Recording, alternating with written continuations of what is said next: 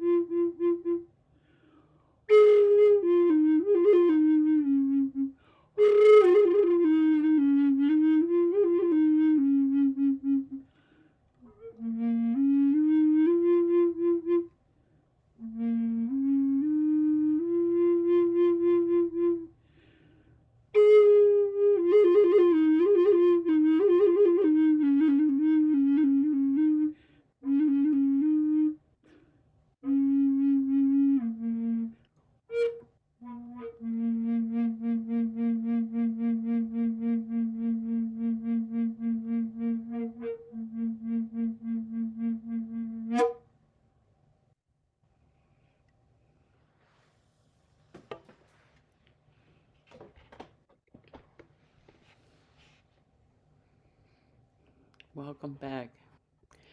Wow.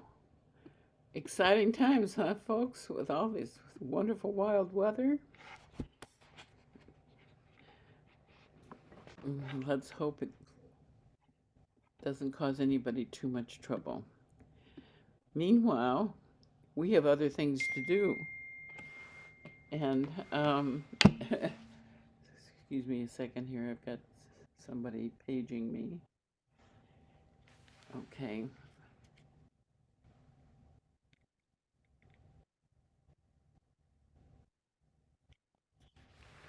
Okay. Good. I had the great good fortune to meet and get to know a little bit our speaker today, Jeannie, over the last 2 or 3 months, and we had lunch, and I had a chance to share, and she has some wonderful information for us.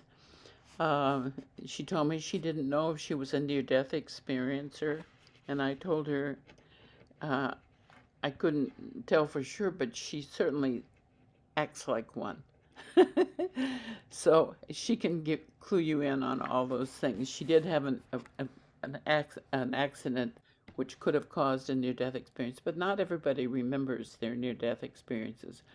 But you can tell by the way they behave and the things that interest them and the things they pursue. And she fits the description very well, in my opinion.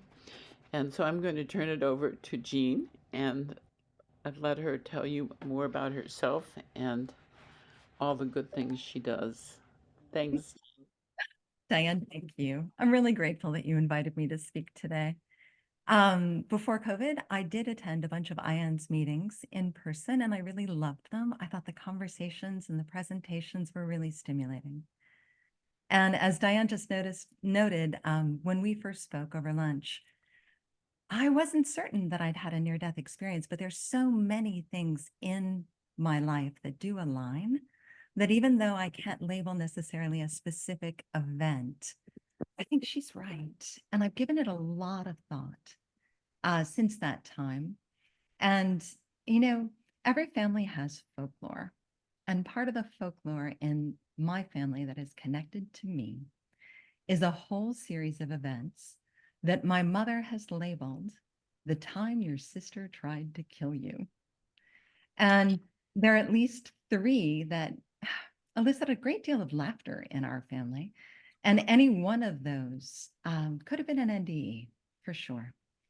So I'm not sure, but I think that is probably the root of it. And before we have any kind of reaction to my sister, I always just shrug and think older sisters, not that enthusiastic about new arrivals for the most part. But her situation actually was a little bit stressed and strained because our father had passed away when we were very young. He had just turned 30. I was 15 months. She was only 2.5.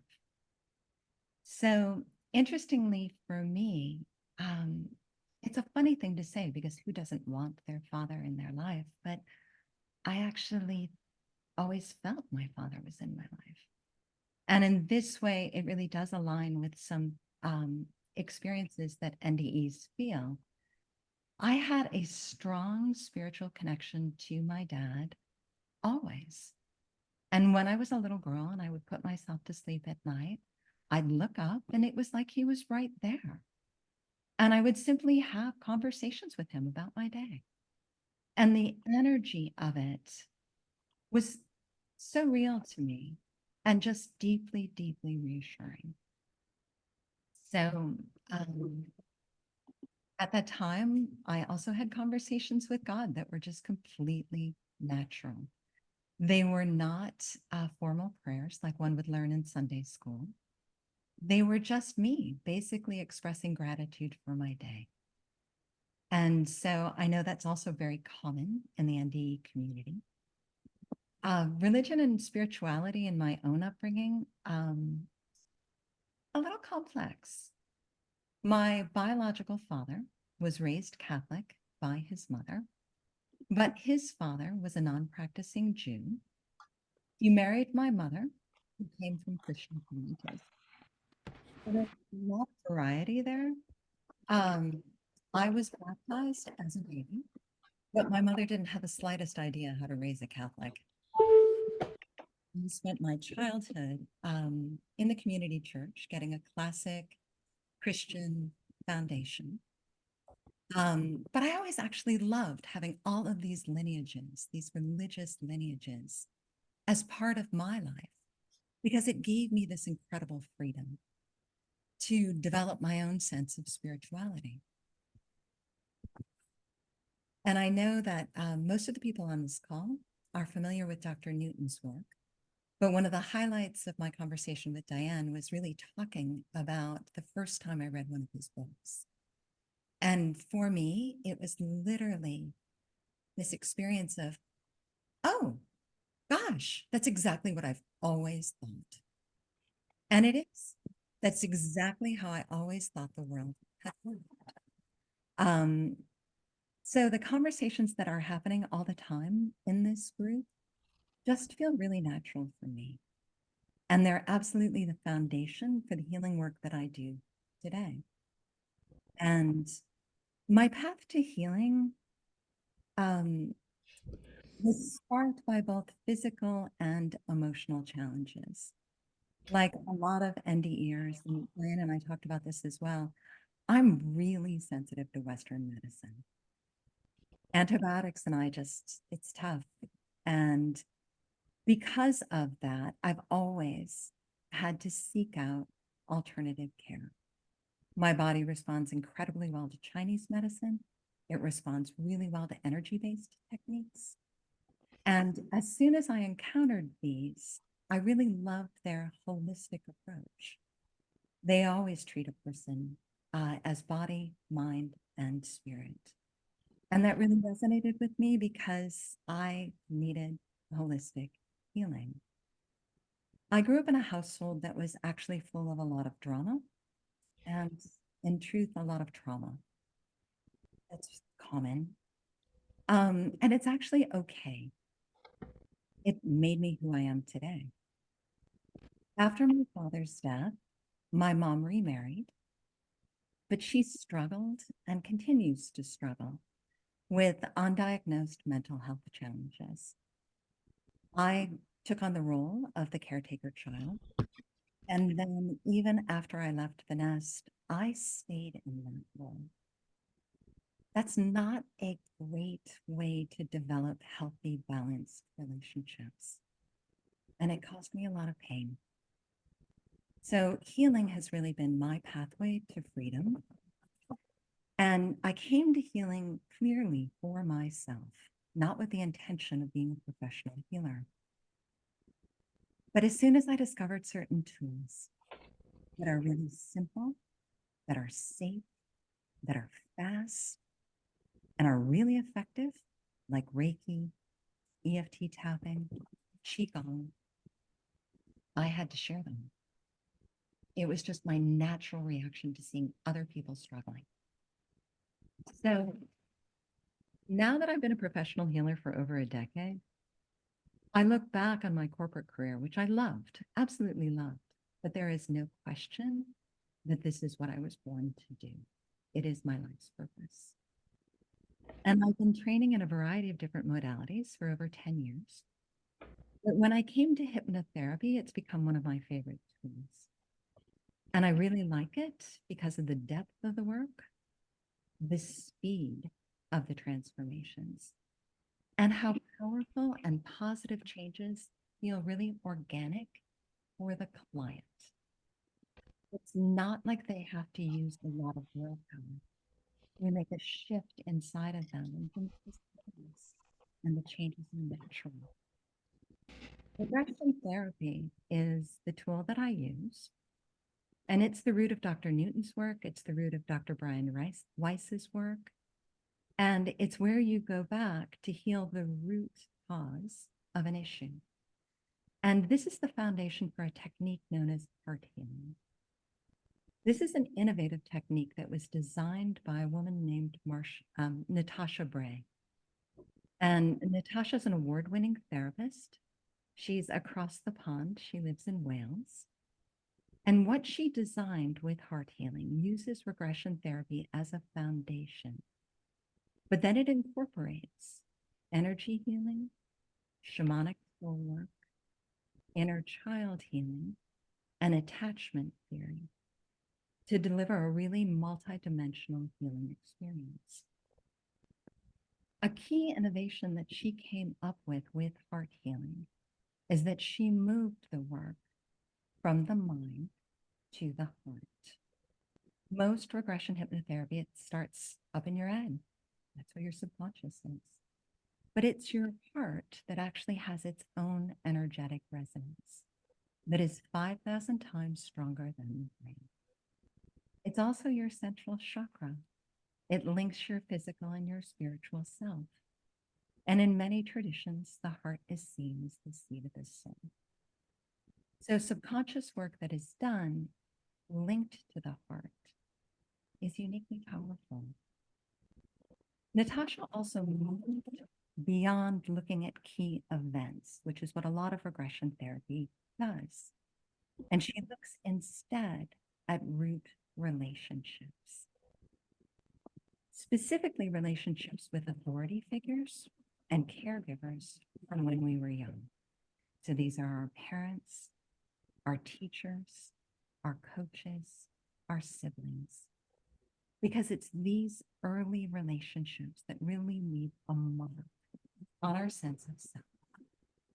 They teach us whether or not to believe in our own lovability, or to believe that love is conditional. They teach us whether or not we can trust ourselves, or whether we can trust the world. They teach us whether we should be accepted for who we really are, or if we should expect and fear judgment. So a heart healing is designed to restore your sense of self and your belief in yourself and what's possible for you by healing early wounds that have caused many of us to build these walls around our heart. And it's really interesting to me, that phrase. Often when I say it to clients, you see the recognition in their eyes. Many of us go through life with guarded hearts. And yes, it does keep us safe, but it also does block a lot of success and love and joy that is available to us. So heart healing is the foundation of what I'm going to share with you today. Many of us, when we started using this innovative tool, found that actually the root cause relationship that we were seeking was in a past life. And so these sessions that had started out looking perhaps into childhood leapt naturally into another lifetime. We were also illuminating generational patterns, oftentimes. And when I say this, I want you just to reflect on it because it might ring true for you. Our parents often parent us the way that they were parented. So ancestral heart healing, which is what I'm going to speak with you about today, evolved out of that foundation to address what Natasha has identified as universal wounds to our hearts. They're part of our lineage, and they're blocking us from really feeling peace, freedom, overflow of abundance, and feeling safe. So I'm going to be talking to you today about really taking the long view. We're going to be looking at intergenerational trauma. We're also going to be looking at inherited gifts. And I'm going to share with you how an ancestral heart healing unfolds. I'm going to tell you about the technique, and then I'm going to share with you a bunch of case studies and client stories. They're really interesting. Throughout, as I'm doing this already, I want you to prepare by getting a pen and some paper, because I'm going to be guiding you at different points to take some notes about your experience. So right now, I'm going to pull up a presentation that I prepared. The ex-exec in me can't help it. It keeps me focused. I am going to be looking at the chat. So if you have comments or questions, please just put them there and I'll take some breaks and look. I'm very organized, but I'm also really casual. So if there's something that I say that you really want to comment on, please just dive in. I can handle it. So I'm going to begin, and we're going to talk about ancestral heart healing. And the first thing that I really want to do is draw your attention.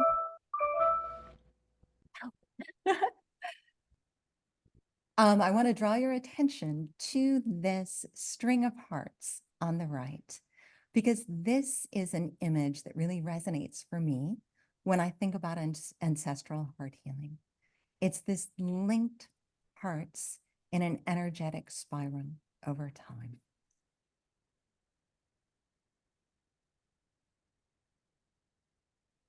We're going to be talking about ancestors, so I thought I would show you my family, and we'd begin here. Because when I first started to think about ancestors in the past, before I became a healer, Marilyn asked a quick question. What was the name of the healer across the pond? Her name is Natasha Bray, Bray. Definitely look into her. Back to this photograph. This photograph is my parents. It's my dad on the left. That's my mother in the middle. That's my grandfather on the right. For those of you that are in the Chicago area, they're holding a Ravinia catalog. They're at the opening night of Ravinia in 1963. It is just a few months before my father passes away. But when I look at this photograph, what I see and respond to, I have his smile. I have his hair. I do have my mother's eyes, which is hard to appreciate because hers are lowered. And I like to think that I inherited from my paternal grandfather his interest in the arts. But if you had asked me before I really started to do a lot of this work to think about my ancestors, this was pretty much as far as I got, thinking about grandparents. And if I was thinking about what I inherited, I would tend to recite, just as I did, physical characteristics.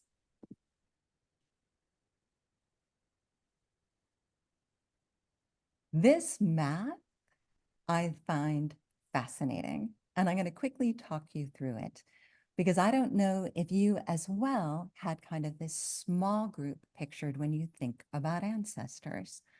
But take a look at this ancestor map. You start with 2 parents, then you get 4 grandparents, then you get 8 great-grandparents, 16 second great-grandparents. I'm not going to read this whole list, but by the time you get to 12 generations, that's 4,094 ancestors over the last 400 years. Just take a breath with that for a second. Think about having 4,094 ancestors.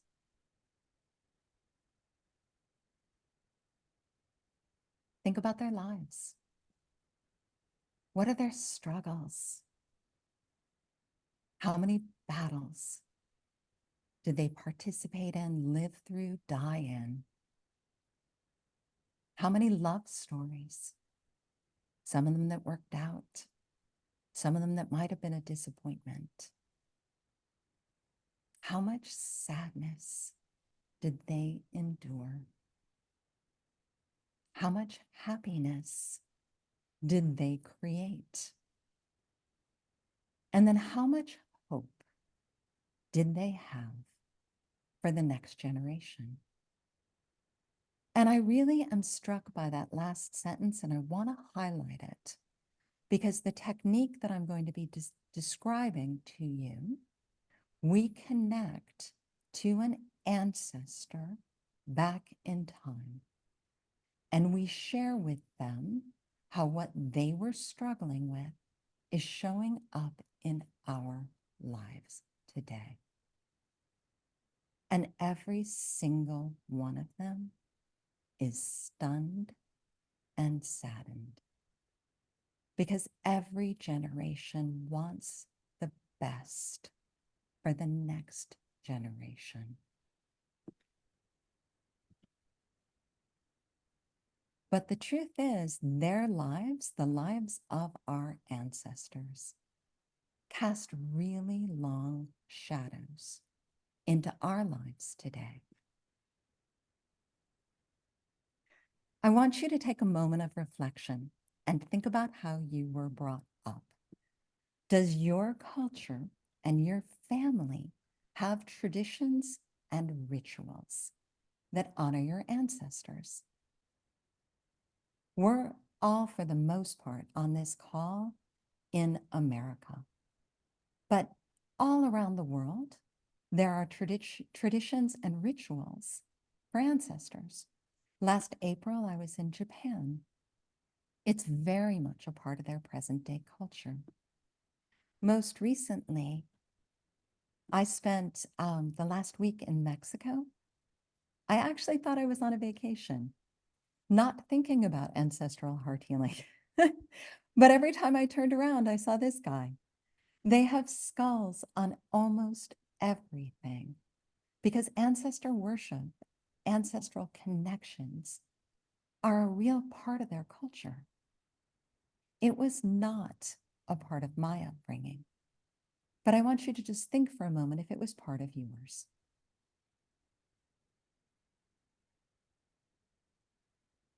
Do you know your ancestors' stories? And when you're thinking about them, I want you to think about, do you know their traumas? Any difficult experiences that they might have gone through? For me, as I mentioned, all I knew were my grandparents. There weren't any conversations in my family about great-grandparents. And yet, for those of us that are living here in America, somewhere along the line, we have an immigrant story. One of our ancestors left their homeland to come here, to create a new life. For some, that was pursuit of opportunity. For others, that might have been fleeing. So I want you literally just to take a moment and write a couple of notes about any significant story that you know about in your lineage.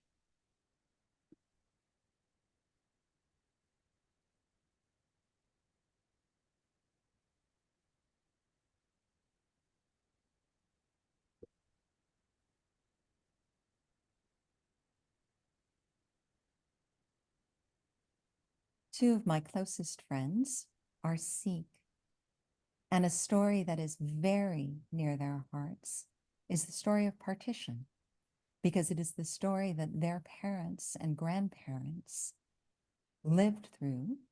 They were on the wrong side of the line. Their homeland was truly Pakistan. And when partition happened, they had to move. They had to flee. There are a lot of Holocaust stories. There's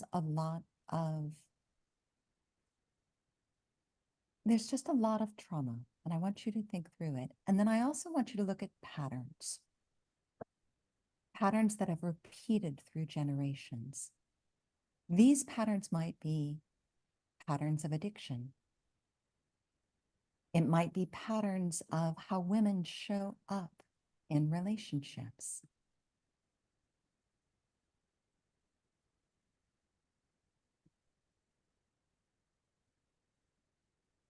Looking at these patterns and understanding the link between our ancestors and us today is the science of epigenetics. You might be familiar with it.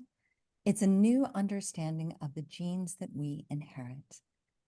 When science first tuned into DNA, we all thought that was our destiny, that we understood ourselves in a whole new way, that it was all genetic.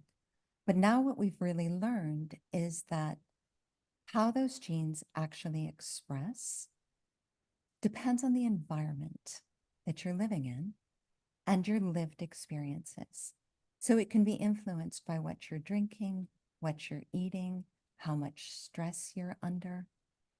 So the physiological legacy of stress can be passed down to future generations. This is something that they're really studying, and it's called intergenerational trauma. And this photograph could have been lifted from the newspaper online today because there's so much of this happening around the world. This article from the American Psychological Association was actually written just last month in response to the war that is happening in Israel and Gaza. Because this idea of transgenerational trauma, the first studies of it was for Holocaust survivors who exhibited certain certain patterns of behavior. Oh, sorry. So the quote here is that transgenerational effects are not only psychological, but familial, social, cultural, neurobiological, and possibly even genetic.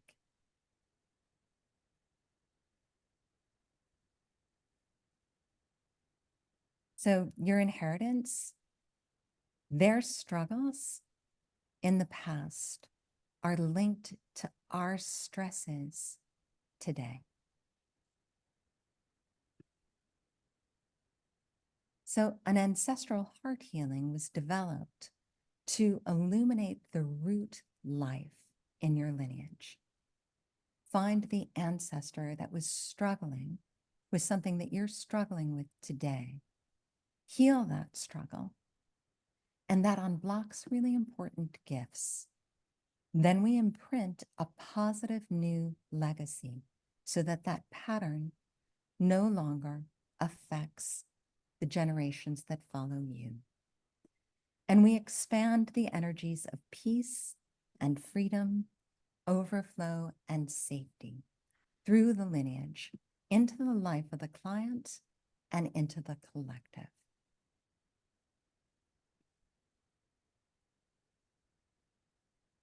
Here's just a quote from Natasha about what it is that she has created. Ancestral heart healing is this blend of ancestral healing and heart healing that heals something she's identified as the universal heart wounds that are impacting all of humanity. It is a merging of psychology, science, energetics, and spirituality. And it adds this deep relational aspect that is missing from a lot of other ancestral healing techniques. It's looking at the relationship. And it also brings in the power of the heart, which is something that I mentioned earlier. And through an ancestral heart healing, we're raising the frequency of the universal heart, the collective heart, changing the volume of energy, of peace, of freedom, of safety that is available on this planet. So the way that it is structured, as I mentioned, is that we're looking at the root life, connecting you to an ancestor, looking at 4 specific areas of struggle that seem to be universal across the human experience. The first one is strife. Second is survival. The third is scarcity. And the fourth one is just never feeling safe. When we heal those, we release these gifts. If you heal strife, you can finally feel at peace. If you heal survival mode living, you finally have the freedom to be yourself and to do what it is that you're here to do, the freedom to thrive. If you heal this sense of scarcity, you're finally open to experiencing overflow. And if you heal a lack of safety, you finally actually feel true safety. I'm going to pause for a second and just look at the chat and see if there's any questions about anything that I've said so far. Where is it? There's a question about neuroplasticity. Do you want to ask that more specifically? You can unmute yourself. Yes. This Okay. is James. You said that a lot of the, I've thought of another question too, which was, Okay. you talked about you talked about how we inherit things from our ancestors as well as our heart. But I've read about neuroplasticity, which means we're able to actually change our genes. There's a good book by Wayne Dyer called Excuses Be God, and he's actually found that our DNA can be changed. The other thing I want to know is if the heart energy that you're talking about is the same thing as chi, please. Okay, to your first question, neuroplasticity is fabulous, and it's very much a part of the work that I do, and really helping people recognize that change is possible. So you can inherit these patterns and you can change them. The phrase that's often used is, neurons that fire together wire together. And so we have these habitual ways of thinking that are wired into our biology. But the way that I see it, I always see those like superhighways. And when I work with clients with hypnosis, it's literally like we board them up and say that highway is now under construction. And we're going to bushwhack a path over here. And part of the work that I do, and I'm going to explain this in a moment, is equipping a client with a healing audio to listen to that is self-hypnosis, that communicates a new positive imprint over and over and over again. And that creates, through neuroplasticity, a new way of thought and then a new way of being. So yes, it's very much a part of this work. And is the energy of the heart chi? Gosh, I don't know how to label it, to be honest with you. I kind of see, I see chi as more holistic, and I see the energy of the heart as a distinctive vibration. I think I see chi as a larger phrase. Does that make sense? Yes, it does. Thank you. Of course. Thanks for your That question. was a great answer. Thank you. I'm going to talk you quickly through the structure of an ancestral heart healing so you understand what the pieces are, and then I'm going to go deep into each one of the universal wounds so you can start to look in your own life experience, your own family, and see what patterns that you see. So one of the really important things that I love about working with Natasha is that we're all trauma-informed therapists, and creating a sense of safety and support is how we work. I don't have an open calendar. You can't simply book me because in order for you to get the most out of the potential in this healing experience, I need to set you up for success. And the way that I do that is the first thing that I provide is a safety imprint audio. That is a guided hypnosis audio that you listen to, their client listens to regularly. And in that audio, you get connected to spirit. And I know that many NDEers already have an awareness of their own spirit team, but we reinforce that you've got spiritual support and spiritual connection. Also through the audio, you get a connection to my voice, and my voice becomes familiar to you. And this is really, really important, that your inner mind gets used to my voice very gently guiding you. As you practice this, then when we actually do the healing session that is important to you, my voice is familiar, and your mind feels comfortable and safe with me, and you relax deeply, quickly, and we go where we need to go. The other piece is that we do a setup guided meditation together where we connect you to your guardian ancestor. I'm going to tell you all about guardian ancestors in a moment. But after that initial connection, I also guide you with some practices so that you can really nurture that relationship. It's a beautiful relationship. It's an important relationship. And your guardian ancestor plays a lovely role in an ancestral heart healing. I just saw a little note in the chat about adoption, and I'm going to talk to that in a little bit. So I'm not going to forget. I'm not just not going to address it quite yet. It's a really good question. And I've also thought of it a lot simply because my mother remarried. I had a stepfather who adopted me. And so I think about his lineage as well. But to stay with this for a second, moving forward, after we've set you up with the safety audio and a connection to your guardian ancestor, we do a personal healing session. And this is a regression-based hypnosis that goes to find the ancestor whose life is at the root of one of the universal heart wounds. And then we do a powerful healing in that session. And it's multidimensional. It's psychological, it's emotional, it's energetic, it's spiritual. And through that, we release the old legacy of struggle. And by doing that, we unblock the gift of peace, of freedom, of overflow, or of true safety. We don't do all of those in one session. We pick whichever one the client wants to focus on.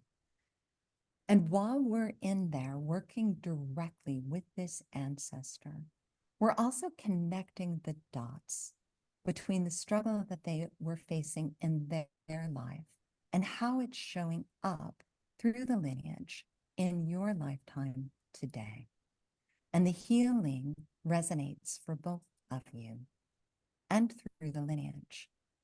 And then we amplify all the positive energy that we're creating at the end of the session, whether it's peace or freedom or safety.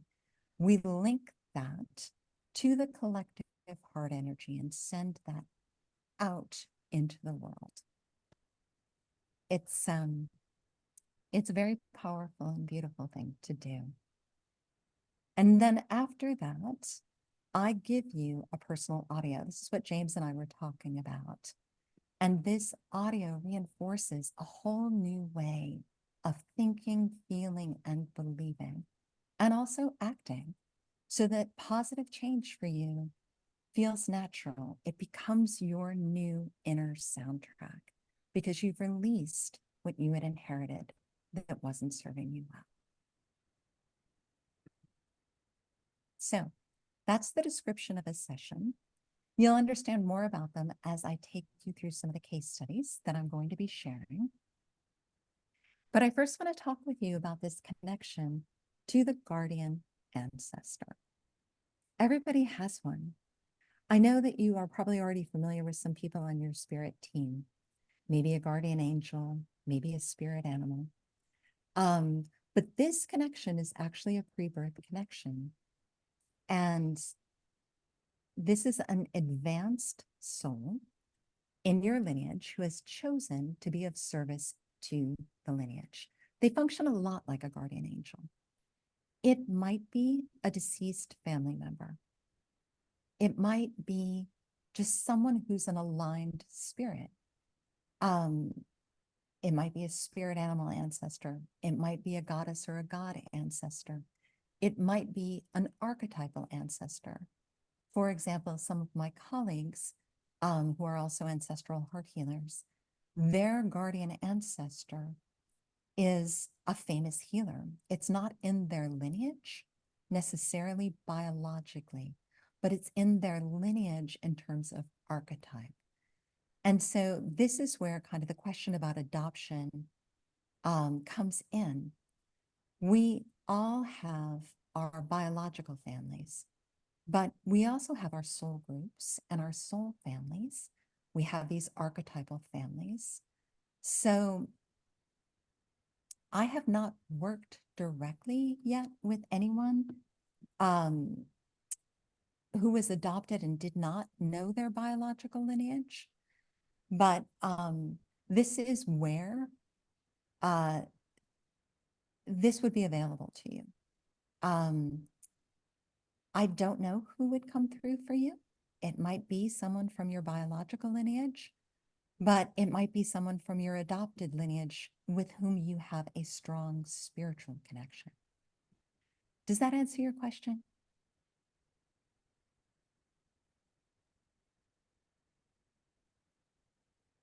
That was Deb. I don't know if she's still here. James just asked if a guardian ancestor is a spirit guide. Like a joy guide. I love the idea of a joy guide, but I don't actually know what one is. So I don't know that I can say yes to that, but they are a spirit guide. They're in spirit form. They're a very advanced spirit. And they're always available to you. They're really experienced and compassionate. And this is the energy that emanates from all of the guardian ancestors that I've worked with different clients. They bring a tremendous amount of wisdom and guidance. They also bring strength and protection. it is their responsibility. They've chosen the responsibility to watch over the family. They're guardians of the legacy. They also help, they help you access on ancestral gifts. So this relationship is a really beautiful thing. It might be new for you.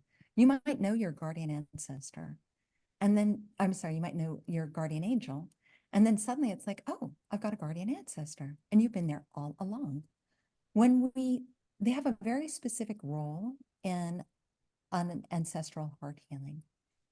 From the very beginning, I invite them into the healing. We meet them in the heart, and they are supportive, they are protective, they're a spiritual presence that is there through the whole healing. And how they respond to the healing varies by the healing. Sometimes they're with me just basically holding the space. They sometimes step in and offer guidance and play a much more active role. Sometimes they simply bear witness. Whatever it is, one of the exciting things about this connection is that we make it with the intention of journeying together with the ancestral heart healing. But once that relationship is there, clients report that they're just part of their lives. And so I'm going to tell you about a few guardian ancestors that are part of the case studies that I'm going to be sharing with you. So you're going to hear more about them.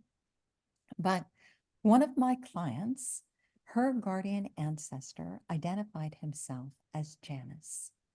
He's Roman, from the time of the Roman Empire. And he was a blacksmith, but Janus also has a sensitive side, and he creates incredibly beautiful jewelry. What we loved about Janus again and again and again in these healings is that he comes with a toolkit, the toolkit of a blacksmith. And there are moments when he needs to put it to work. You'll hear about that in a little bit.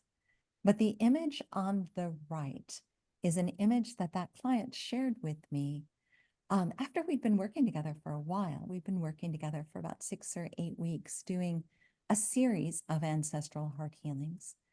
And then it became January. Well, January is named for the god Janus, who is the god of new beginnings and transitions. It didn't change her sense of Janus as her guardian ancestor. She didn't suddenly think she was working with the god. She still believes and feels connected to him as a deceased relative. But she loved the synergy of the name, and having it pop up on her Instagram feed just felt like the universe sending her a message. Another guardian ancestor that came up for one of my clients, we gave the nickname Playful Bob. He identified himself as Bob and that he had passed away in 1912. But his energy is the energy of someone who doesn't always play by the rules. If he looks at the current rules and he doesn't feel aligned with them, he's got this playful energy where he kind of colors outside the lines. He is a perfect fit for this client, for whom you'll hear about her growing up in sometimes a very rigid environment.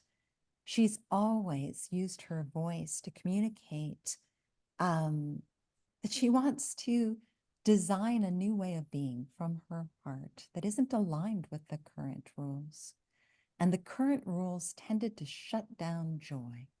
So the energy of Bob, that is this playful, lighthearted energy, is perfect for her. And then the final guardian ancestor I'm going to talk about is someone that is just named the Dane. And the reason for this is he is an elder statesman ancestor biologically linked to the client through her maternal bloodline. She has Danish heritage. But when she asked for his name, he just laughed and he said, "You'll never be able to pronounce it because you don't speak Danish." And so we just call him the Dane, which seems to work perfectly well. And he's from a few hundred years ago. The exact date, we're not certain. But he brings this gravitas to the healings, and also now to her life. He's part of her meditative practice. So an ancestral heart healing is really supported and empowered healing. We always travel as a trio, the client, me, and the guardian ancestor. So it is safe and supported. And the sessions unfold through the client's heart and also through their root chakra. And this is where we convene to do soul work with an ancestor. And it's important, and I always remind the clients that they have sovereignty, support, and protection in their heart and in their root chakra. It's theirs. We also, in ancestral connections, we only ever connect with the unwounded souls of our ancestors. It's even if they struggled in human form, when we're connecting with them, it's the soul of them, their unwounded soul. So there's always that safety, which is important when you're doing work at this depth. So I'm going to take a moment. I think I've caught up with all the questions in the chat. I'm about to guide you through the 4 different universal wounds of the heart. And as I do this, I want you to be thinking about your own family and your own life.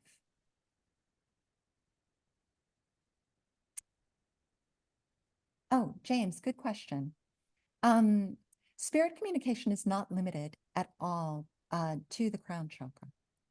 The way that I see it, and welcome to my mind, I see this as if we're doing soul work with an ancestor and we're meeting together in a classroom. Because we all know that even after you leave this incarnation, you're continuing to do the work to evolve your soul. And so I see the heart and the root chakra as classrooms where we're connecting to do the work that needs to be done, tapping into the energies of those distinctive areas. Does that make sense? Yes, thank you. You're welcome. I love your questions. So, okay, the first universal heart wound that Natasha identified is strife. And when you heal the energy of strife, you unblock the gift of peace. So the strife legacy, how this feels energetically through the lineage, it's the energy of battle. And it might be literal battle, literally like the wars that we're seeing happening around the globe, or it might be local battle. It might be fighting in relationships. It might be a court case, but it's this energy of conflict. And the feeling of struggle just kind of flows through, creating this belief that absolutely everything must be fought for. And so there's never the opportunity to really be at peace, to be at peace with oneself, to be at peace with the world. It creates this kind of chronic state of fear and inner tension. It's just not safe to fully let go and relax. You can liken this to the fight trauma response, that immediate defensiveness when life gets scary. So what are the roots of the strife legacy? Well, the arc of human history has not been peaceful. And so if you think about the fact, go back to that original slide where I talked about the fact that you had over 4,000 ancestors. And if you just pick up any history book, you know that we had ancestors that lived through grand conflicts. We also had ancestors that lived through local warfare. Maybe it was Italy and it was city-states battling one another. Maybe it was World War II. Maybe it was some of the religious wars that were in Europe for so long. Maybe it was, you know, the Mongols. I don't know what your history is, but battle absolutely affected our ancestors. This energy is also linked to persecution and suppression. Unfortunately, that's very alive today. And it's been around for human history. So some of your ancestors were dealing with this. It's also looking at battles within families. And this is a funny thing to say, but I remember when Natasha referenced it, and she said, well, just look at like the kings in Europe. Their only one son gets to be the next king. So there's rivalry in that family for the ultimate prize. Sometimes that created battle. There's also rivalry for resources.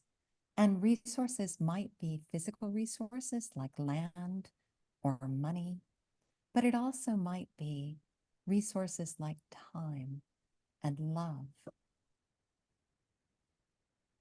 So if we look at recognizing the strife legacy today, as I've been saying, from a collective level, this energy is very alive. Wars seem to be spreading. There's a lot of energy of aggression. We're seeing that very much here in America, but it's not just here. This need to dominate others, whether that's physically or sometimes psychologically. We're seeing that in the culture wars that are happening all over the world. Dominating people spiritually, discrimination. It's another question. I'm going to take a peek.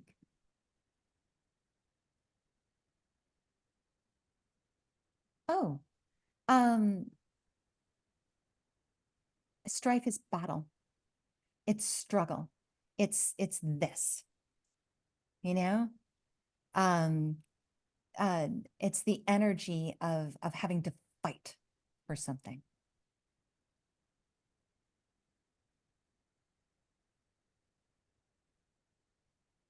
Oh, sorry.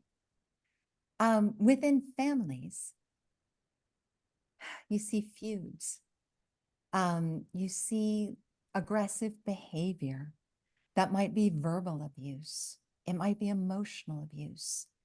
Sometimes, though, you also see this in some families, that sense of bonding together, and it's us against the world. That's also that fight energy. We live in this state where we have to strive and for everything that we need and fight for it. At the individual level, it's just a lot of struggle. Life doesn't flow easily. James, you're asking about strife. It's the opposite of ease. You know, life should flow with a great deal of ease. And this is just this sense of struggle. You're always battling against an obstacle. It might be a human obstacle. It might be an inner belief, but there's obstacles everywhere. There's also this sense of hypervigilance.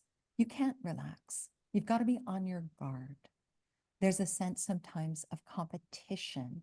There aren't enough resources. I've got to fight for my share. There might be jealousy. That person got something that I want or need. It's just this energy of anger as a state of being.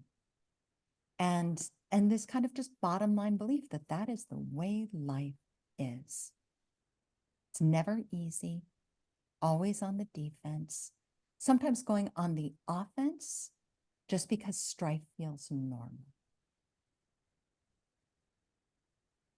So I know none of that is pretty, but I want you to sit and think about your own lineage. If you know anyone who seems to exemplify this energy or struggle with this energy. When we do a peace wound healing, we're connecting with the ancestor who decided in their life that everything's a battle, that everything has to be fought for. And when we connect with them and heal it, then we open up for them and for the client inner peace, family peace, world peace. It's again and again what I see in clients with this wound. It's like their shoulders drop.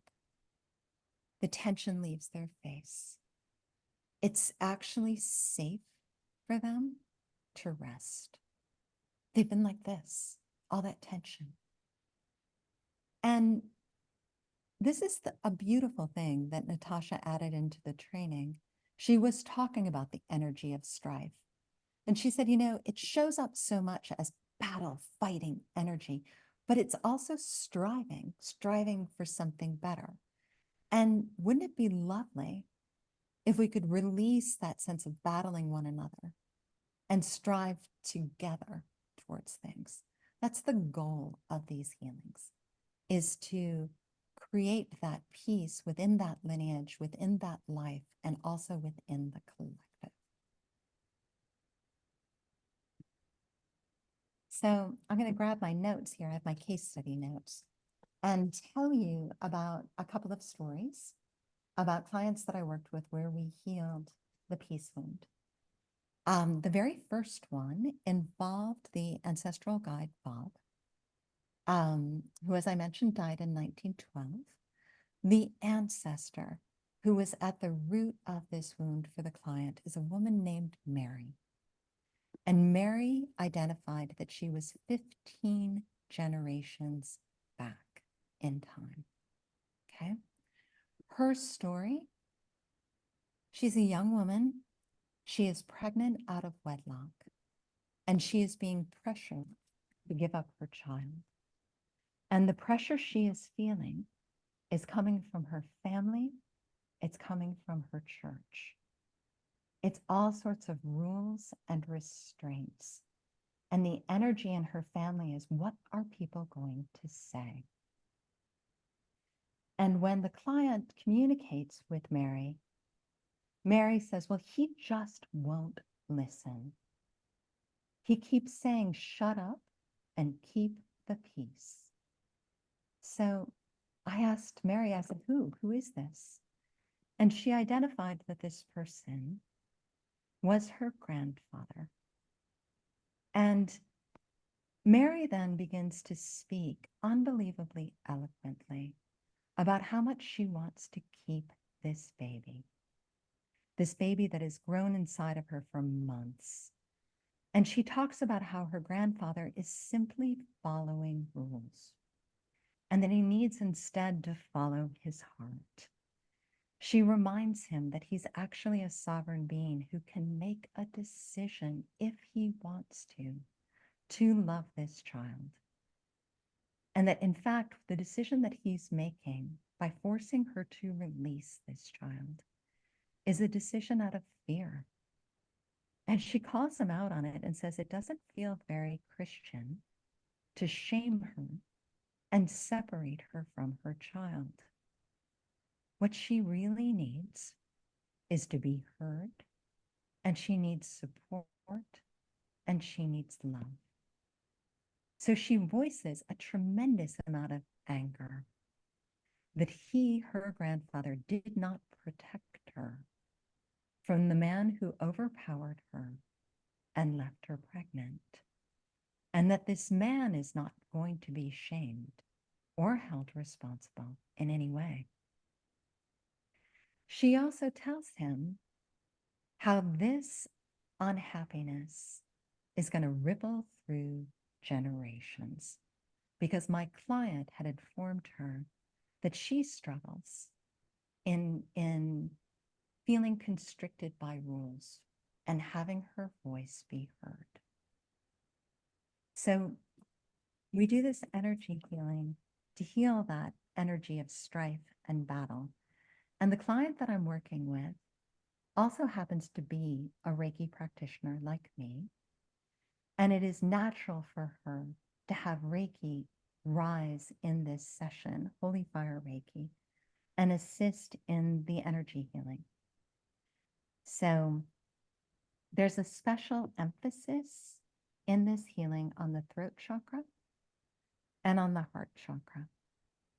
And it was really lovely to feel that energetic shift in the client and just in the space that we were holding together. The client, and you could see it on her face, feels warmth and feels light. And the ancestor Mary just has like relief in her face. She's spoken her piece and been heard and validated. And then also had the energy release. And that she's guided from there to move on her soul's journey. And then the client, the energy of peace is amplified in the healing. And she does a beautiful job of voicing a vision of what she sees as how life should be, which is people really living from their hearts and supporting each other. And that this is the legacy that she's going to write moving forward, a legacy of acceptance, a legacy of support, and a legacy of love. So then we bring this session to a close. And afterwards, I mean, I did not know all of her lineage. So I asked her about it. I'm like, how did this resonate for you? And she just said that women facing difficult choices due to pregnancies is a recurring theme in her family. Another recurring theme is that women's voices are being silenced by men who are choosing to follow the rules of their society or their religion, often in ways that feel really heartless. So she could really see the thread of this from Mary's life down through hers. And when I connected with her a few weeks later, and I asked her about her own feelings, which we had talked about before the healing, about not feeling heard, not feeling supported, and some of the challenges when she was, being pressured to accept rules that really didn't align with her. She reflected and she goes, oh, yeah, that just seems really far away.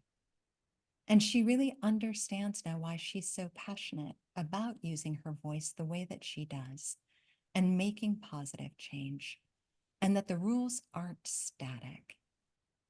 So it was a really beautiful healing. And her guardian angel her guardian ancestor didn't speak or step in and play a large and active role, but he did do one thing in the healing. He stepped forward.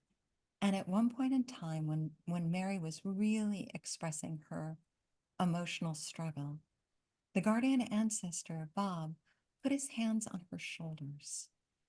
And I know that doesn't sound like a big thing to do, but it was really moving because you could feel her respond to being seen and supported. And it was like this sensation.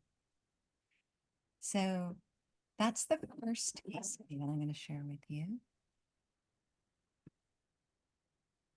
The next one, totally different client whose guardian ancestor is Janice the blacksmith.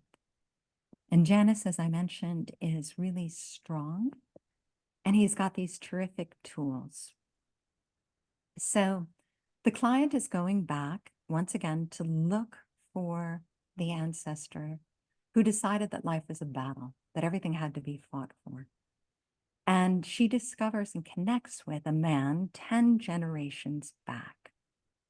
And the imagery that she connected with is the imagery I put in this visual. This man felt closed in. It was literally like he was in like a dome-shaped room, an igloo kind of thing, but from which there was no escape. Like a clear igloo, like these would actually be more clear. He could see through them, but there was no exit. And he literally felt like he was hitting the wall. And his energy, he was wildly frustrated. And he's battling inside of this structure. And the bricks, all of these individual bricks of this room, were created through the years by the generations of ancestors who had accepted the limitations in their own lives as inevitable and had done nothing. They didn't take responsibility to improve their lives. They just adopted this attitude that life was, of course, a struggle. It can't be easy. And every time they made that decision, it was another brick, another brick, another brick. So by the time this man arrives, it's like, this is how we see it. We are locked into this mindset of abundance instead of activity and completely blocked in.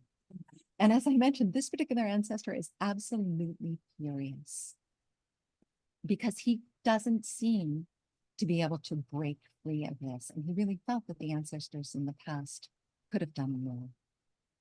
And so this is where Janus, the guardian ancestor, steps forward. And he uses his tools to create an opening that is safe.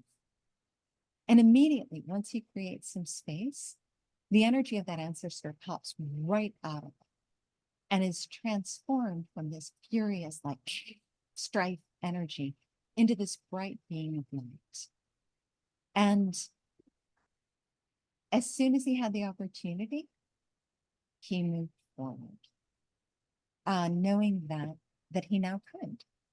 And the client connected the dots to her own life, to her own family, where there's a lot of self-limiting beliefs.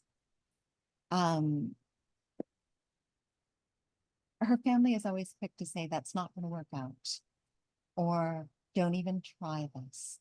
It's this real sense of life is a struggle and you just have to accept that.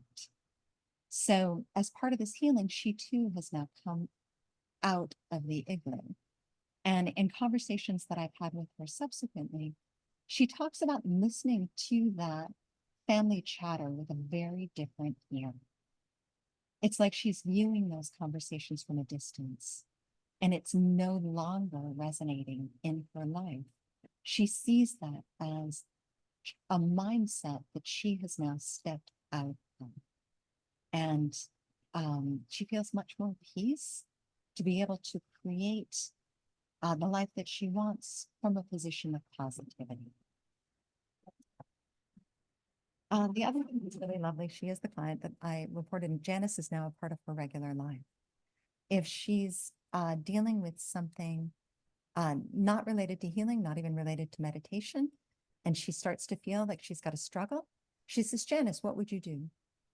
And then receives and follows some guidance and some wisdom. So he does function very much as a spirit guide for her.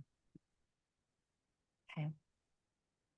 Any questions or comments about any of those case studies? I'm going to move on to the next universal wound. And also, as I said, think about your own life, how people communicate, whether you think life is easy, whether you think life is a battle. And just write any notes that feel relevant for you. The next universal wound is the legacy of survival mode, being stuck in survival mode. When we heal that, we unblock the gift of true freedom. So the root of this is that for many of our ancestors, in order to survive, literally survive, they sometimes had to run or they sometimes had to hide. And often in doing that, they did things that they ultimately regretted and carried with them then going forward some guilt and some shame, which are heavy burdens. This is the flight trauma response. And when I say hiding, I mean sometimes literally, like the woman that you're seeing under the bed, but also sometimes figuratively, hiding one's true self.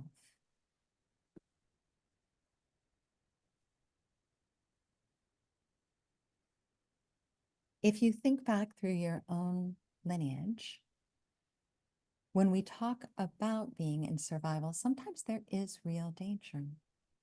Sometimes our relatives were fleeing invasions, they were fleeing persecution, they were fleeing famines. When I say both of those words, it resonates for me. I have Russian Jewish heritage, so I imagine that my ancestors fled because of religious persecution. I have Irish ancestors who were very likely affected by the potato famines. And so sometimes the danger is truly physical. Emigration is part of the American experience, so I included it here. And this involves not only a loss of homeland, but also a disconnection from one's cultural identity. And there are many books, many histories, many stories, many films about how when immigrants arrive here, they often felt a need to hide their true selves because they had a need to fit in. They would sometimes no longer speak their native languages, practice their native religion, change their names. These stories are throughout our culture. And perhaps one of them resonates with you as something that your family experienced.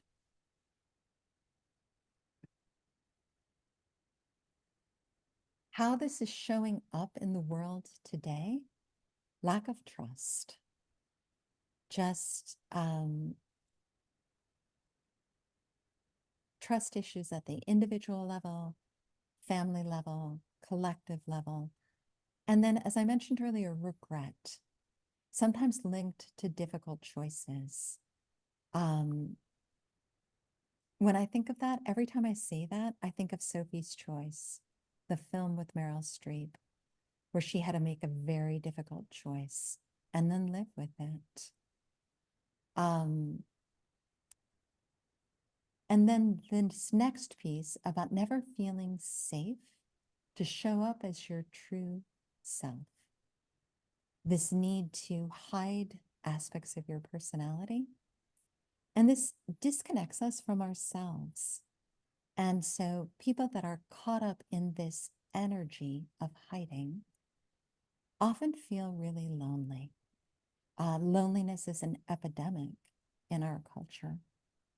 And because of that, there's also a lot of escapism that we see. Sometimes that's in the form of addiction. It might be drugs or alcohol, or it might be social media or shopping. It might be food, whatever it is. But it's an escape and a way to deal with the loneliness of not being fully true to oneself.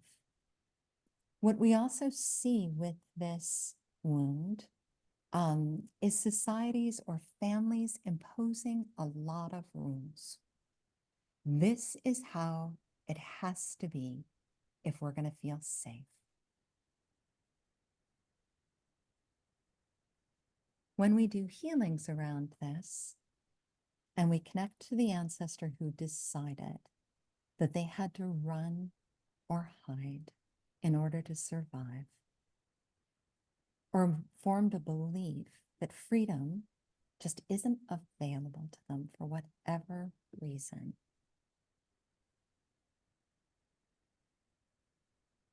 we arrive at the gift of true freedom to thrive in life, to release that mask and to really come forward as your authentic self. And also, really importantly, to release regret. Carrying shame, carrying guilt. The work of Brené Brown goes deeply into this about how it sits on one's sense of self-worth. It sits on what we believe we deserve, and therefore what is available to us to receive. We have a lot of regret. We're blocking a lot of positive things in life. So this is a very powerful healing. it also creates space to finally relax and to be fully and confidently and happily, authentically you. So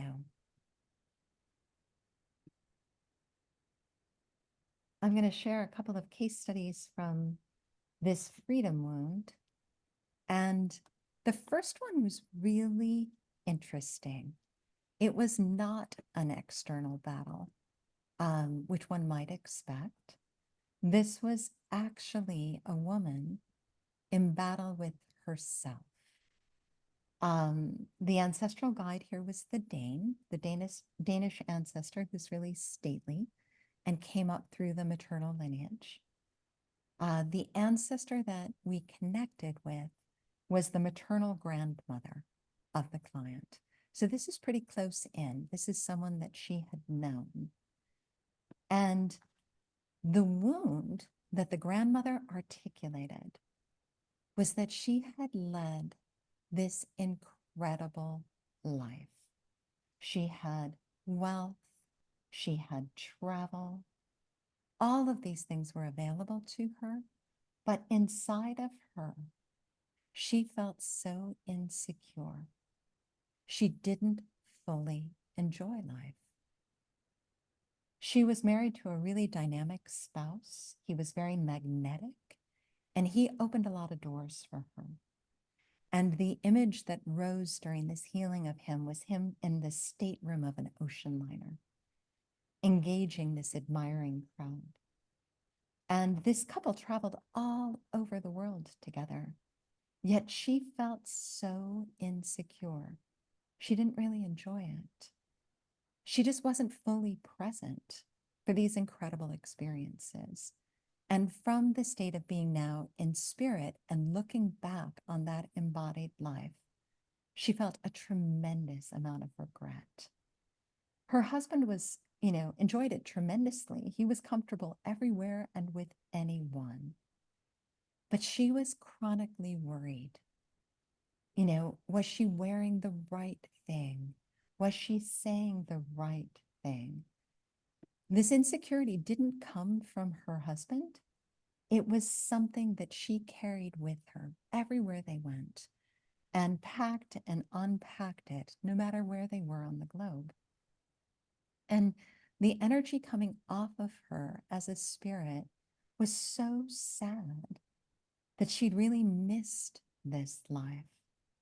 And everything that she had experienced left her feeling hollow. So we inquired kind of where that insecurity came from.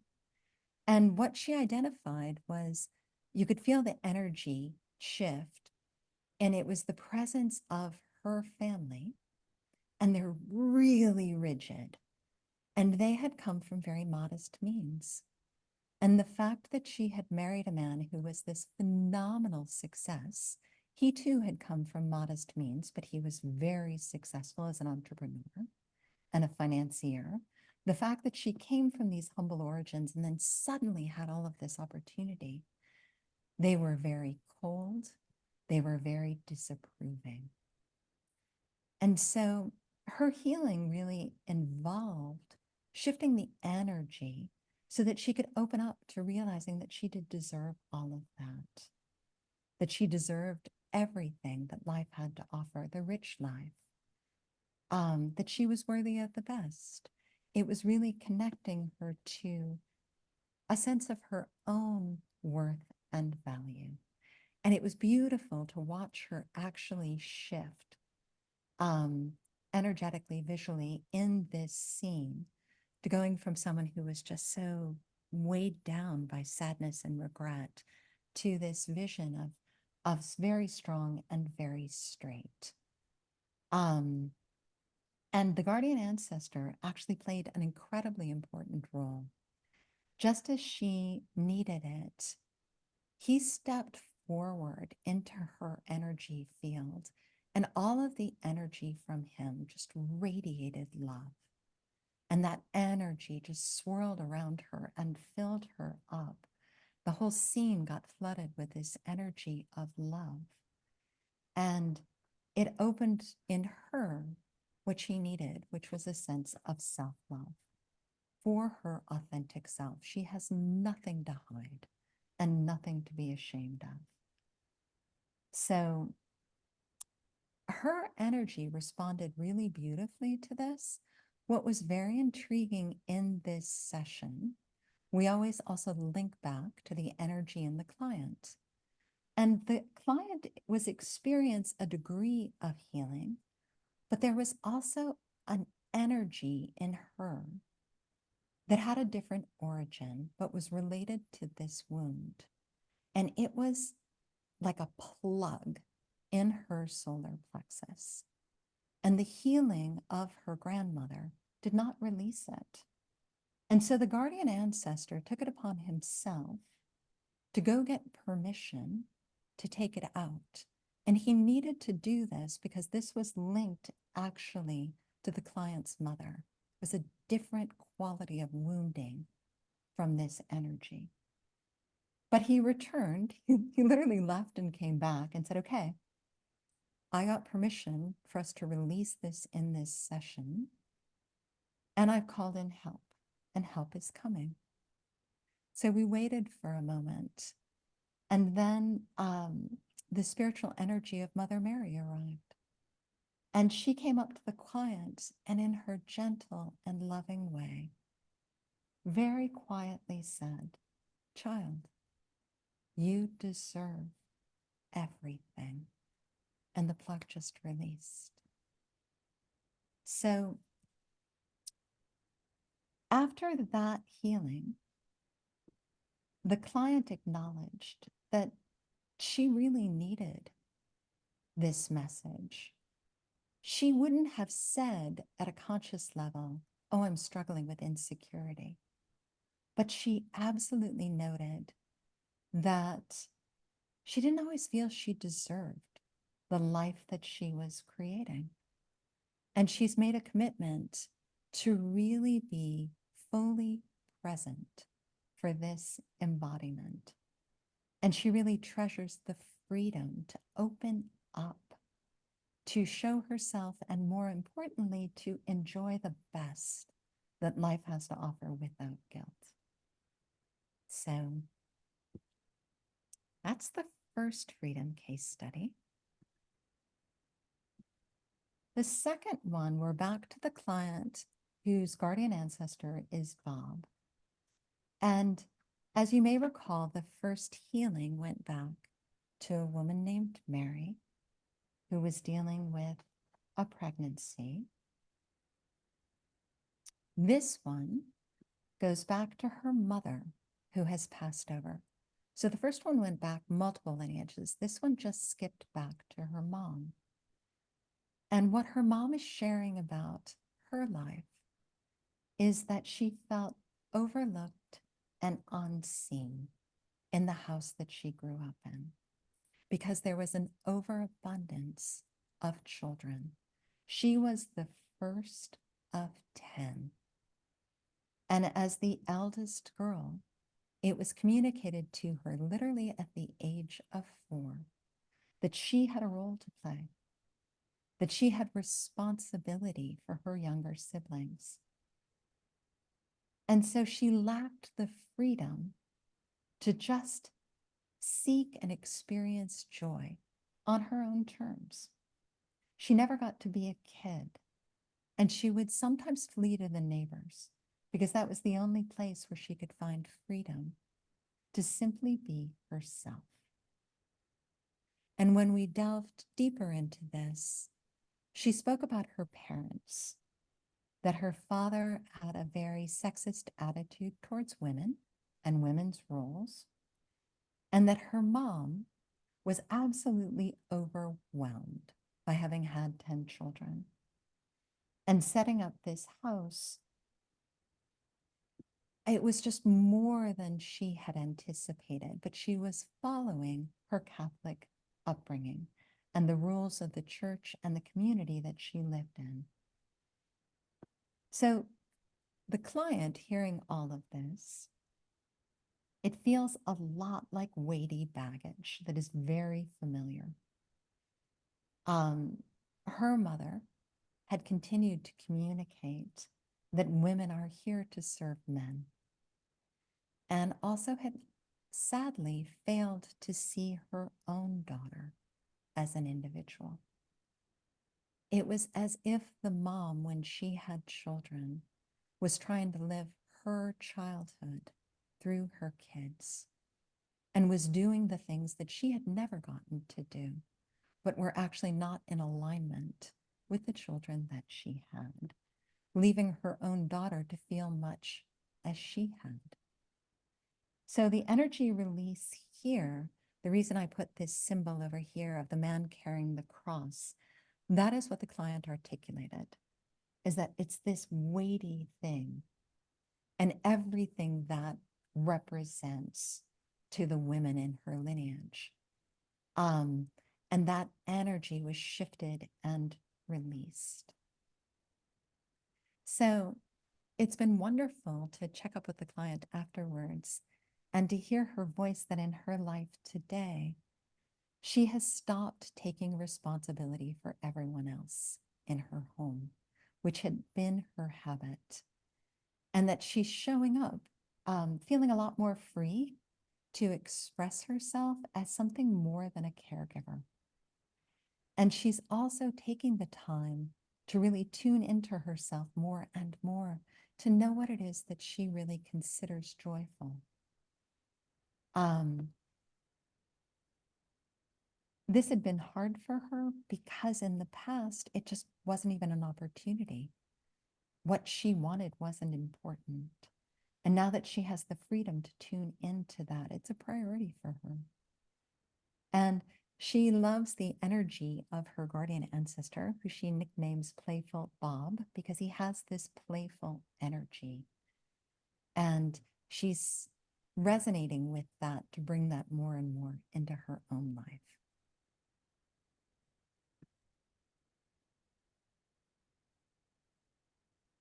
So that's the second wound. This third one is the scarcity wound.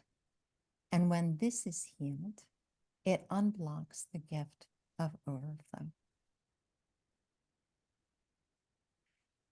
Scarcity often creates in people's mind the image of money and abundance, but it can be scarcity of a lot of things. Scarcity of resources, money being one of them, but it might be food, it might be love, it might be time, it might be joy.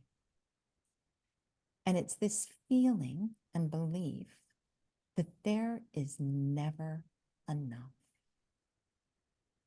Sometimes it also expresses as a fear of scarcity. Scarcity might not be real, but it is a scarcity mindset. And because of that mindset, it's very similar to the freeze trauma response, which creates this sense of helplessness, powerlessness.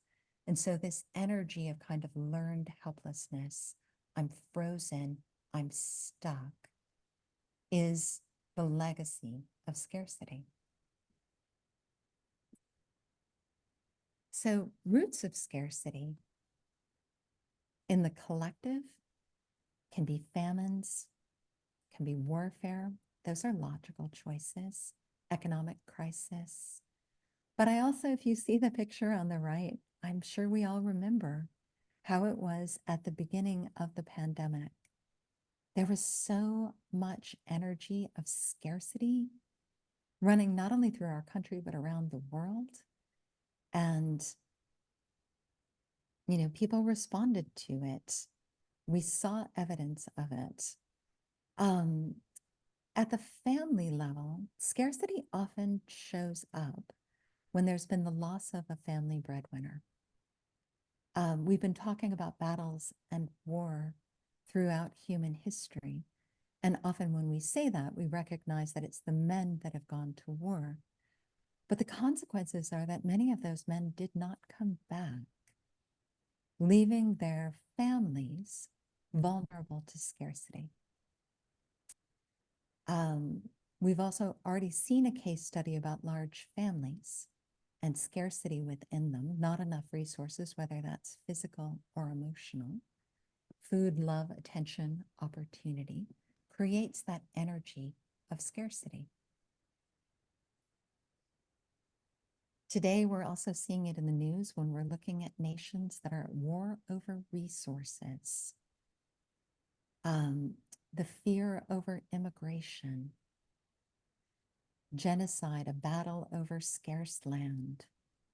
These are things that are reflections of the scarcity energy in the collective. In families, you see inheritance battles. You also see something that's like this loyalty to one's own tribe. It's like we're going to band together because if things are scarce, and this links into the strife wound, we've got to battle to get it. So these wounds often very much overlap. In individuals, and I see this more often than I wish I did, is this kind of foundational belief that what you really want isn't available. And that if you go for it, there's going to have to be a big sacrifice. There's also some people, and I'm sure that you know some of them, we all know someone who plays the martyr role of they're going to sacrifice for others, even if they don't need to. But in individuals, you also see this baseline belief that there's never enough. And they live in a pattern of just getting by. And because of that, they experience high levels of anxiety. And sometimes what you see is it manifests in holding on to things. It might be holding on to weight, or it might be hoarding.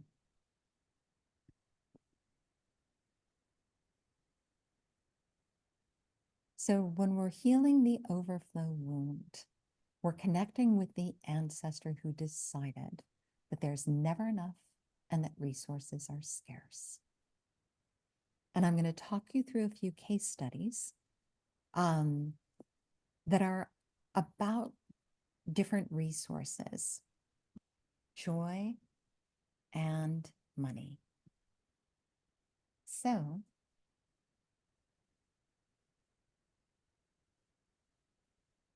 the first one is related once again to the client who has the guardian ancestor, Janice. And she has, and she'll admit it, a deep sense of belief that there's never enough. And, oh, this is just a curious thing about guardian ancestors that I wrote about this case study. The first thing that she asked me, this is the second one that we did together. She said, is Janice always going to be my guardian ancestor? And I thought it was a really interesting question, which is why I'm bringing it up. I said that there's certainly more support out there available to her, but it feels like he has agreed to do these particular healings with her and to show up for them because it's his role to look after the whole lineage. So it makes sense that he would be the best partner for this work. And I asked her a little bit more about how that relationship was evolving. And she said something really lovely. She said that she'd always thought in the past that she was on her own. And now she was actually aware that there's this support around her. And it's opening her up to this idea of abundance. That she feels his support, warmth, loving energy, and it's making a big difference in her life. So, oh, wait, this is the wrong image. Hang on. Sorry.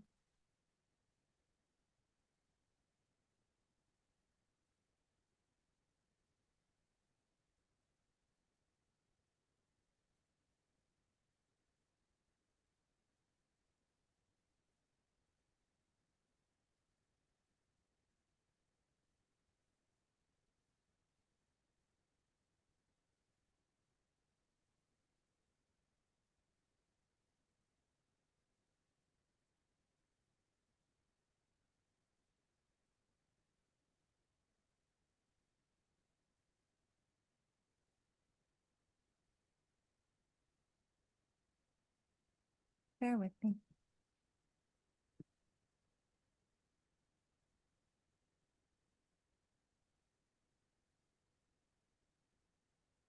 Oh.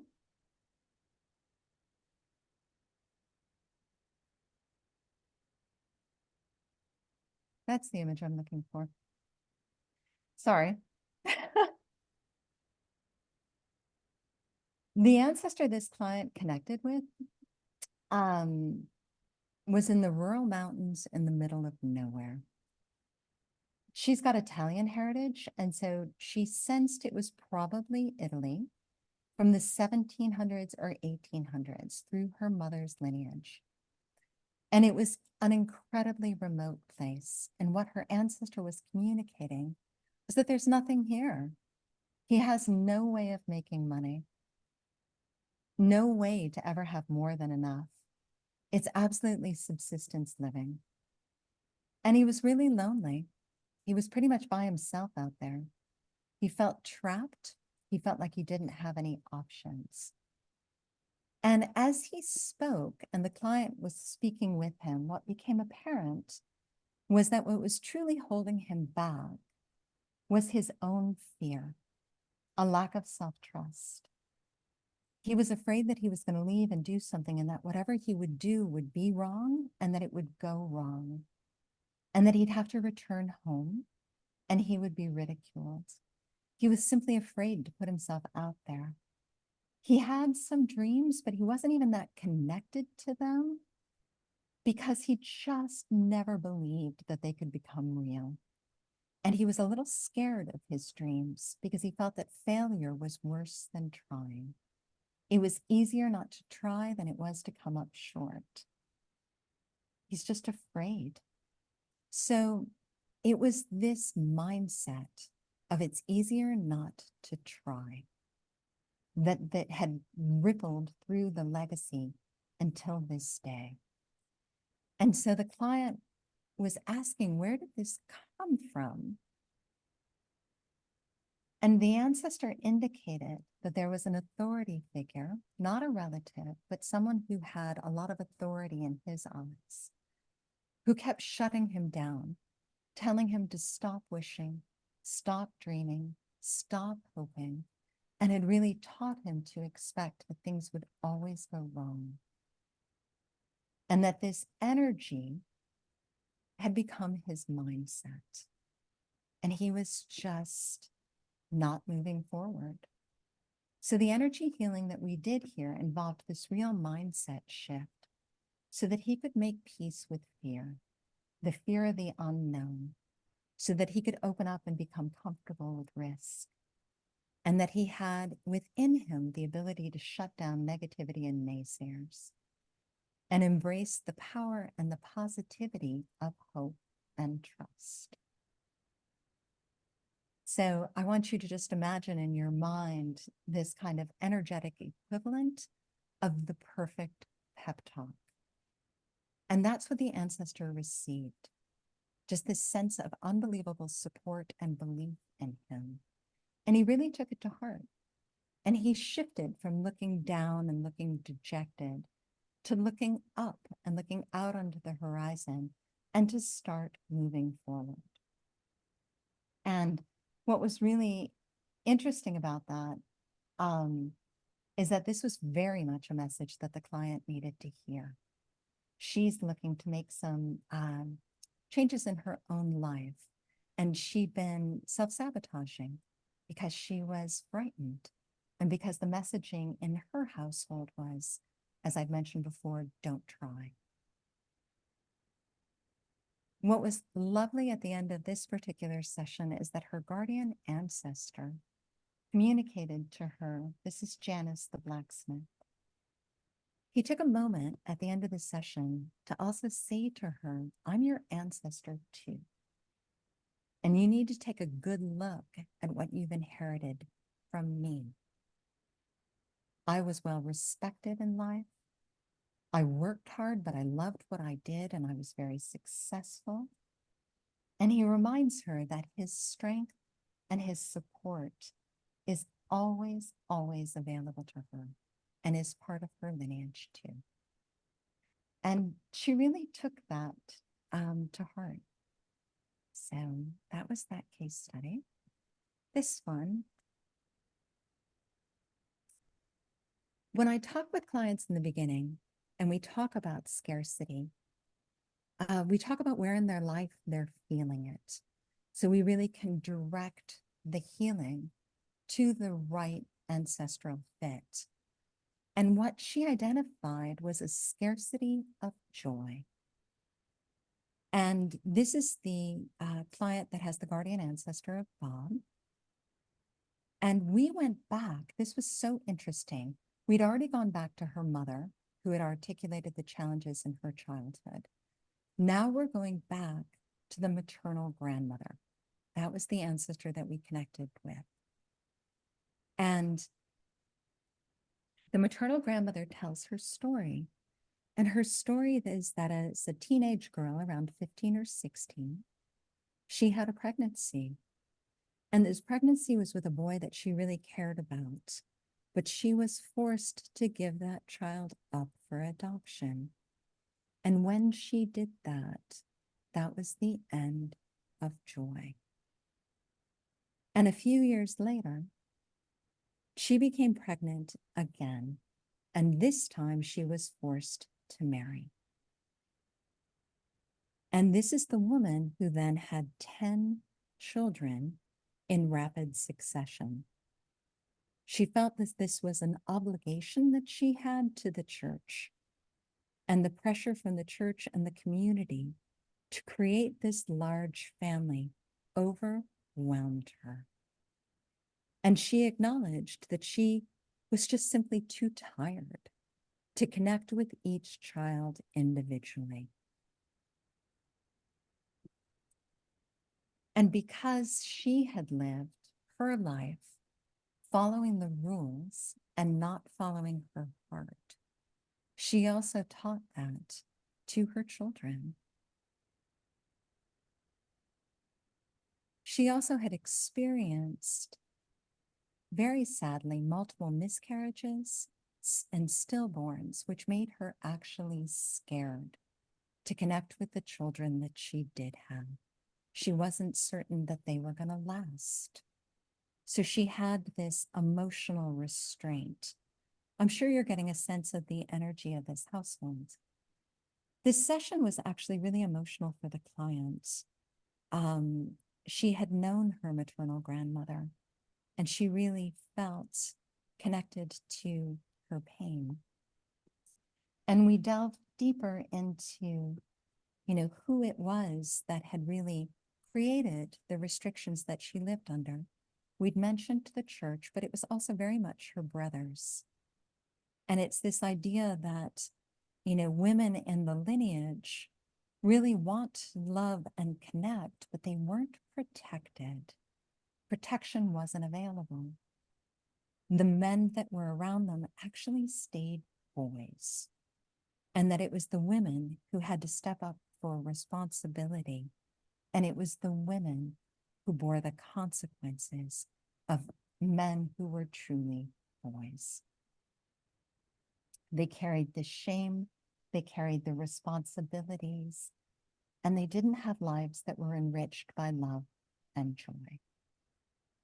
So this energy healing in this one also involved some Reiki, and it cleared away all of that suppressed and repressed emotion, that inability to express love. All of that was released. And here it was also a specific clearing around the solar plexus to help reestablish a sense of agency.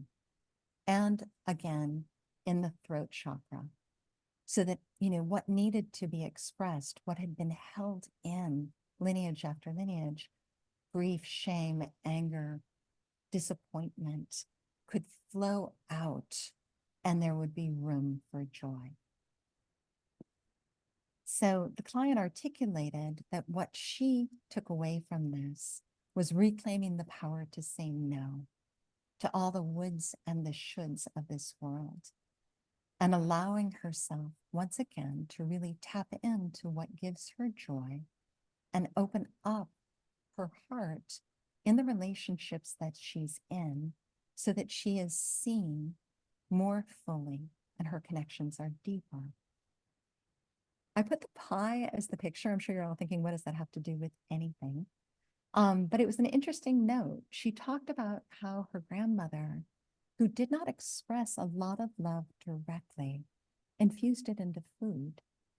And this client recognized that some of her choices around food that were not necessarily great for her own body had to do with perceiving them as a source of love. And that from this moment forward, she felt safe to make different choices and also safe to release what she called buffer weight. She said that the women in her family carried some extra weight because it was helpful to be bigger. It made them feel safer. But she didn't want that any longer, and that she felt comfortable letting that go.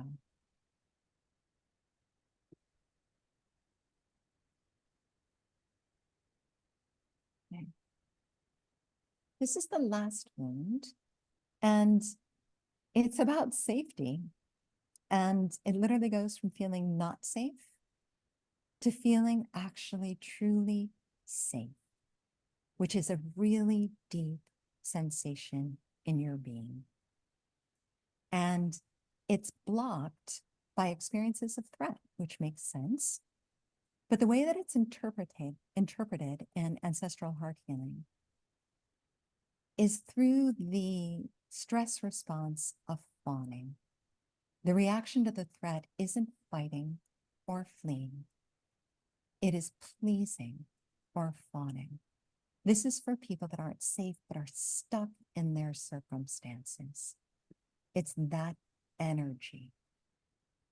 And we see that energy through millennia in slavery, in colonialism, in aggression that happens in societies towards the most vulnerable. And these vulnerable people don't have the opportunity to either fight back or leave. And so their only response is to please and fawn. Women and children are often very vulnerable in societies throughout history. And so this is specifically linked to their experiences. It's not exclusive at all. And interestingly enough, one of the studies actually links back to a man. I'll walk you through it. But the way that we see it expressing itself today is people pleasing. And I know that a lot of you know what that is. And it's also staying in unhealthy relationships.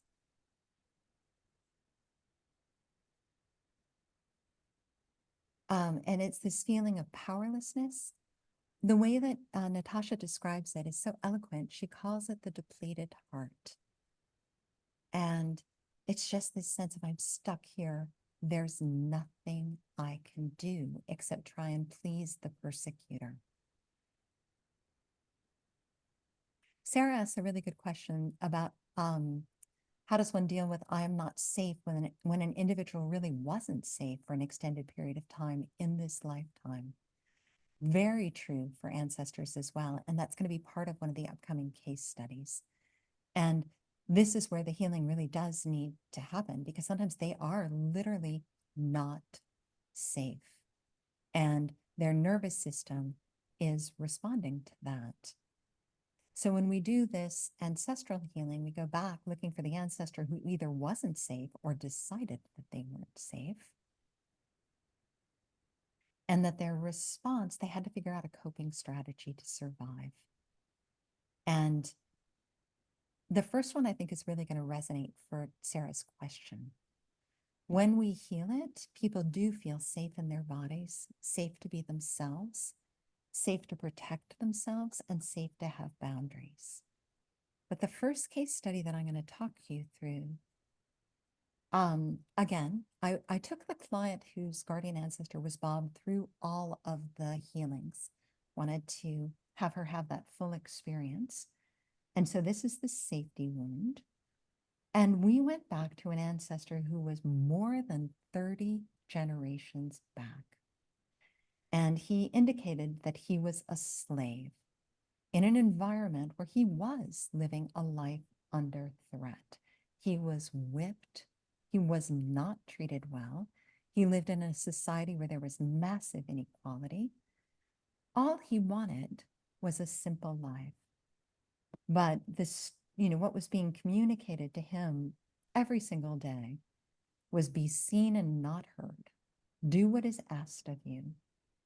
And he felt powerless. It's a story of injustice, but he's not a rebel.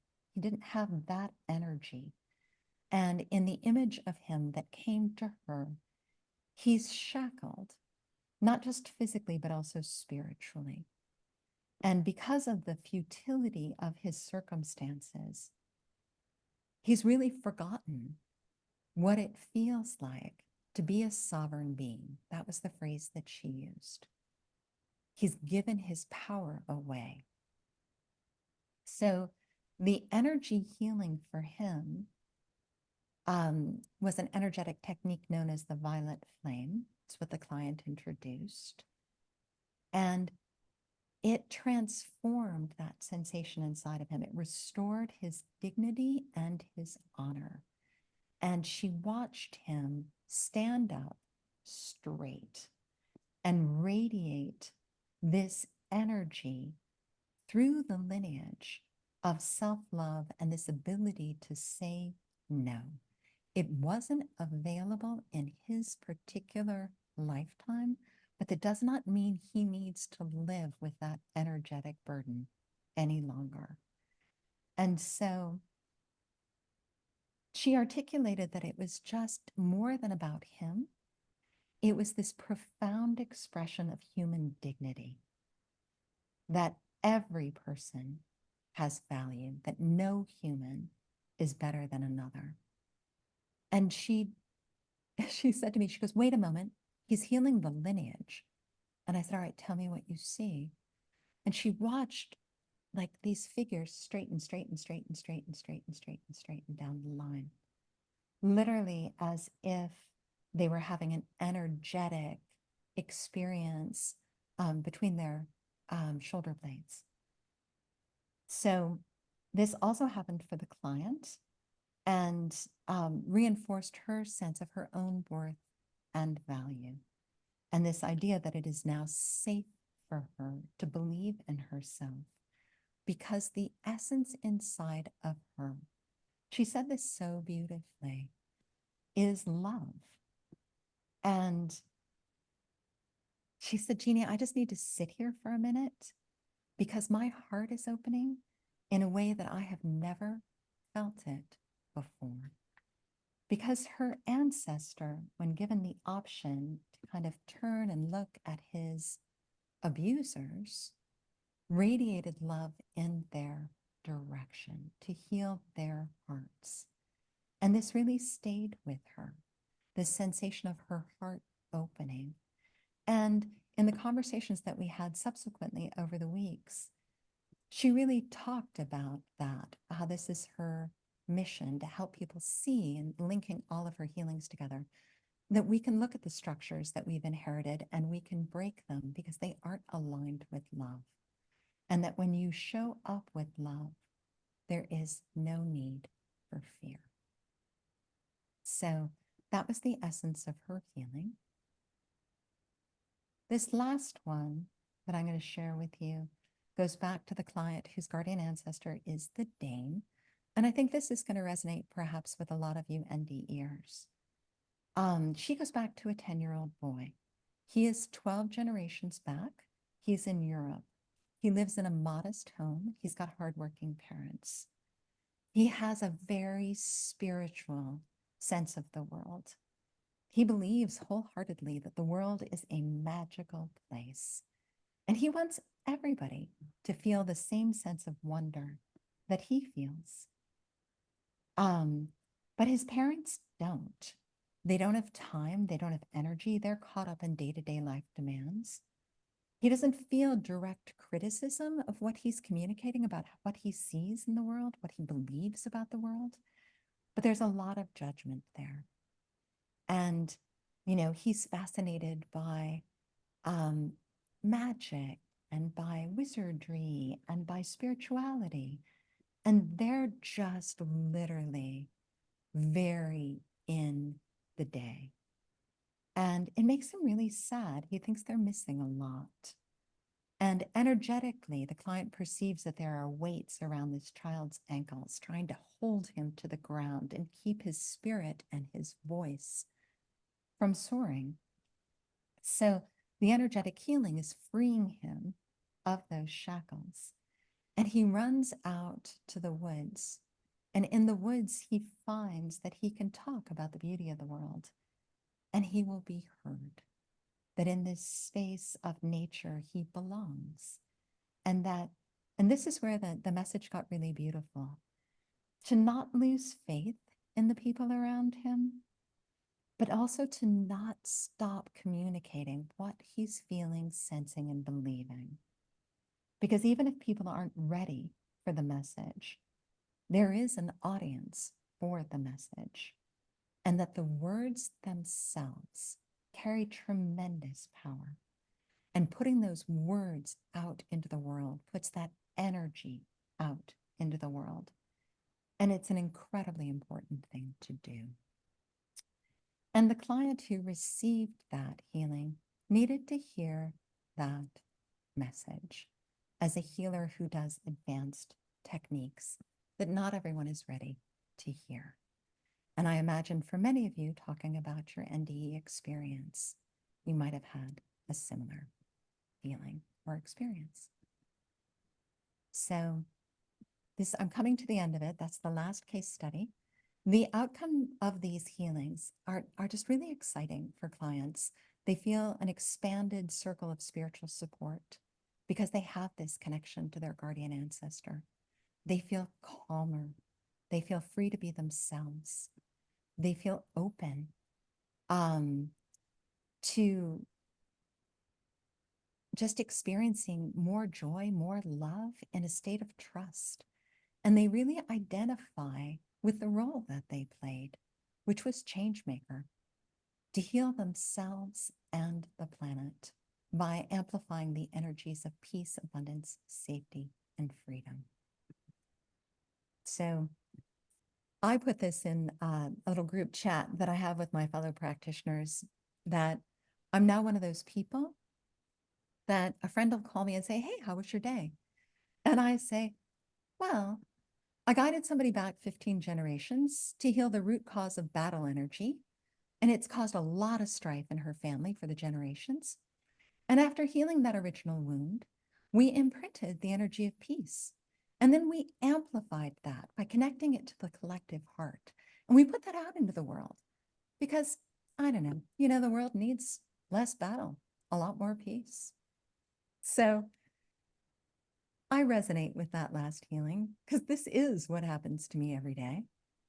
And that's ancestral heart healing, the close of what I have to share with you. But knowing this audience is so connected to the idea of spiritual growth, I hope that it resonated for you. And I'm happy to answer any questions you can share. Wonderful. Thank you so much. It was really a delight. Kitty said on the chat line, thank you for your accessible description of your work. And I believe that's a good description of what you did. It was very interesting and very meaningful, and it allowed us to really grasp what you are doing in your work. And it's obviously very important work. And anyone who would like to have more time with her can go to her website, which is on our website and in the email that I sent out today and last week. So I hope it leaves you with hope. That's my bottom line, is I hope it gives you hope that the healing that we need is possible. So we need to remember that. Wonderful. That's a good thing to be left with. Nothing better. Hope is what we all need at the moment. We do. And, So Thank you for your attention. Thank you for your wonderful questions. I will take just a moment to tell you that our speaker next week is Hanifa Mateen, who is a near-death. I mean, next month is Hanifa Mateen, who has been in the audience. She is a friend and a very wonderful person, very compassionate and interesting, and has gone up a lot of against a lot of problems in her life, and to become a successful psychotherapist in the community mental health center on the south side of Chicago. And she had a lot of trauma and difficulties, and she's overcome them. She's really inspirational in that regard. So hopefully you will join us next month to hear her story firsthand. And also, if you can do it, we have a thing on our website, a little link that you can go to make a donation. I don't request money for our sessions because I think all of this spiritual information is extremely important to the world, and to try to charge for it will cut off some people who need it the most. And so I don't want to do that. But if you happen to have a lot of extra money lying around, we aren't taking in enough to pay our monthly bills at the moment. So, please feel free to donate to us. So that's all I have to say. And I'm so glad that everybody could be here today. We had a good and attentive audience, and it was wonderful. And we so appreciate you joining us and sharing your work with us. Thank you, Jeannie. Thank you very much. Stay warm and well, everybody. Your voice is amazing. That was a wonderful session. It was almost like having a healing just listening to you for 2 hours. Okay, if no one has any other questions, to say. Hey, Diane, I'd just like to say I got 9 videos, scripts, and I'll send you the names and also that website. You okay? You're breaking up too. I can't hear you. You're breaking up. I'll put it in the chat. Okay. You might have noticed we're missing Vicky today. Los Angeles this morning. She'll be back next month. So, got it. Jason, thank you. Jason is putting up more of our videos. We have a lot of videos. I can't understand anything. It's all coming in garbled for whatever reason. So it's probably a good time to